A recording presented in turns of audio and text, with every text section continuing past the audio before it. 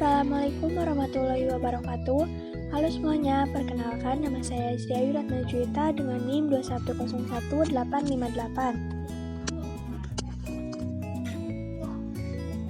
Nah, di dalam video kali ini, saya akan membahas anatomi dan sirkulasi jantung.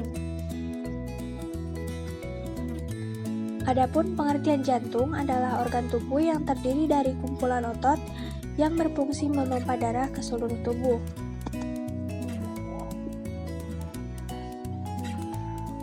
Adapun lokasi jantung yaitu di dalam perikardium di rongga mediastinum di dalam rongga toraks, tepat di belakang tulang dada atau sternum, dan kurang lebih 2 atau 3 bagian terletak di sebelah kiri dari garis tengah.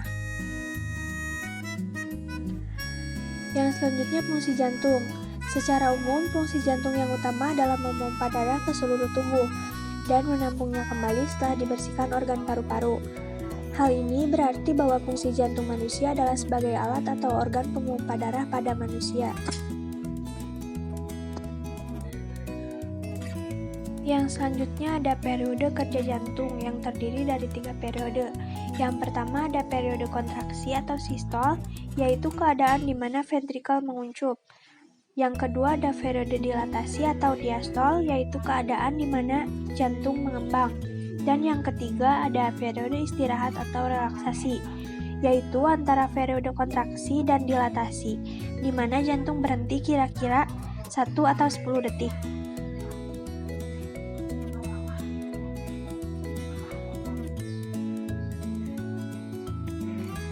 Nah, yang selanjutnya ada lapisan jantung yang terdiri dari 3 lapisan. Yang pertama ada lapisan luar atau epikardium, yang kedua ada lapisan tengah atau miokardium, dan yang ketiga ada lapisan dalam atau endokardium. Nah, selanjutnya mari kita bahas anatomi fisiologi jantung. Yang pertama ada perikardium. Perikardium ialah sejenis membran serosa yang menghasilkan cairan seros untuk melumasi jantung selama berdenyut dan mencegah gesekan yang menyakitkan antara jantung dan organ sekitarnya. Bagian ini juga berfungsi untuk menyangga dan menahan jantung untuk tetap berada dalam posisinya.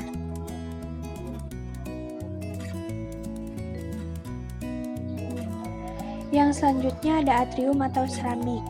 Bagian serambi atau atrium merupakan bagian jantung atas yang terdiri dari serambi kanan dan kiri. Atrium kanan berfungsi untuk menerima darah kotor dari tubuh yang dibawa oleh pembuluh darah, sedangkan atrium kiri berfungsi untuk menerima darah bersih dari paru-paru.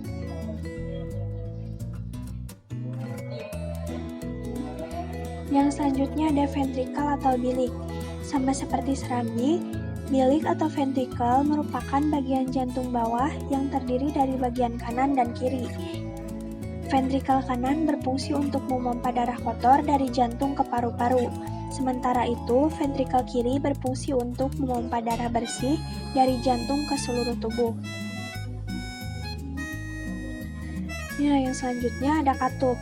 Katup terdiri dari beberapa katup, yaitu yang pertama ada katup trikuspid untuk mengatur aliran darah antara serambi kanan dan bilik kanan.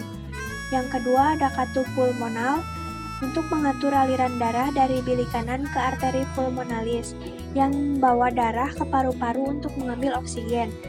Yang ketiga ada katup mitral untuk mengalirkan darah yang kaya oksigen dari paru-paru mengalir dari serambi kiri ke bilik kiri.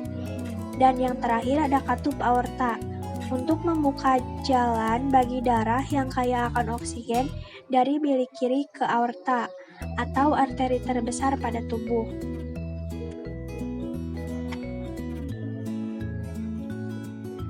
Yang selanjutnya ada otot jantung. Otot jantung merupakan gabungan dari otot lurik dan otot polos yang berbentuk silindris dan memiliki garis terang serta gelap. Pengamatan secara seksama menggunakan mikroskop, maka akan tampak otot ini memiliki banyak inti sel yang berada pada bagian tengahnya. Otot dalam jantung bertugas untuk memompa darah ke seluruh tubuh. Otot jantung merupakan otot terkuat karena mampu bekerja terus-menerus sepanjang waktu tanpa istirahat untuk memompa darah. Pada otot jantung ini terdapat siklus jantung, yakni urutan kejadian yang terjadi saat jantung berdetak. Berikut dua fase siklus jantung, yaitu yang pertama sistol, yaitu jaringan otot jantung berkontraksi untuk memompa darah keluar dari ventrikel atau detak pertama. Dan yang kedua ada diastol, otot jantung rileks terjadi pada saat pengisian darah pada jantung atau bisa disebut detak terakhir. Yang selanjutnya ada pembuluh darah yang terbagi menjadi tiga. Yang pertama ada arteri, yaitu pembuluh darah jantung ini kaya akan oksigen karena berfungsi darah ke sisi kiri otot jantung atau ventrikel dan arterium kiri. Arteri memiliki dinding yang cukup elastis sehingga mampu menjaga tekanan darah tetap konsisten. Yang kedua ada vena. Pembuluh darah yang satu ini membawa darah yang miskin oksigen dari seluruh tubuh untuk kembali ke jantung. Ketimbang arteri, yaitu vena memiliki dinding pembuluh yang lebih tipis. Dan yang ketiga ada kapiler. Pembuluh darah ini bertugas untuk menggabungkan arteri terkecil dengan vena terkecil. Dindingnya sangat tipis sehingga memungkinkan pembuluh darah untuk bertukar senyawa dengan jaringan sekitarnya, seperti karbon dioksida, air, oksigen, limbah, dan nutrisi.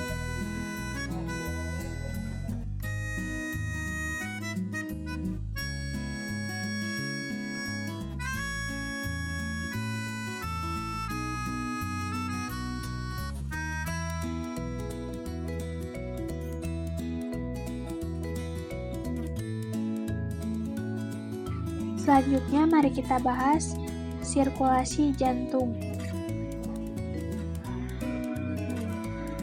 Nah, sirkulasi jantung ini dimulai dari vena cava superior dan vena cava inferior yang berkumpul di atrium kanan, lalu menuju ke katup tricuspidalis, lalu ke ventrikel kanan, selanjutnya ke katup milunar, lalu ke arteri pulmonalis, lalu menuju ke paru-paru, dan dari paru-paru menuju ke vena pulmonalis, selanjutnya menuju ke arterium kiri, lalu ke katup tricuspidalis, selanjutnya menuju ke ventrikel kiri, lalu ke aorta semilunar, menuju aorta, dan dari aorta menuju ke seluruh tubuh.